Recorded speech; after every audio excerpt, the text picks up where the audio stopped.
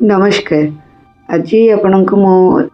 Are are are kitchen रे स्वागत जनाऊँगी। तो आज गोटे नुआ रेसिपी करुँची मु सुजी नहीं से बटा होता बिरीर पेस्ट को भी मुझे एवं तो आपड़ जदि गोटे फटाफट रेसिपी करने चाहूँगी बहुत कम समय भितर बहुत सुंदर केक भी आपन बन तो ये मु भल भाव मिक्स करदेली मिक्स करके देखते आप भल भाव मिक्स करदे मिक्स कर किसी समय छाड़देवे से खाइबा सोडा टी स्वाद अनुसार लुण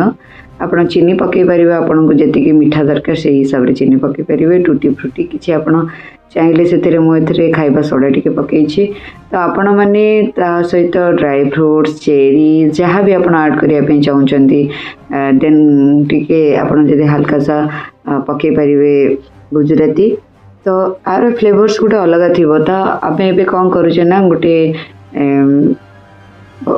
भल भाव क्लीन कर गोटे आम नौचे प्रेशर कुकर से किसी तेल आड कर दौचे तो रिफाइंड ऑयल आम नौचे तापर आम जो बटाई आण को करे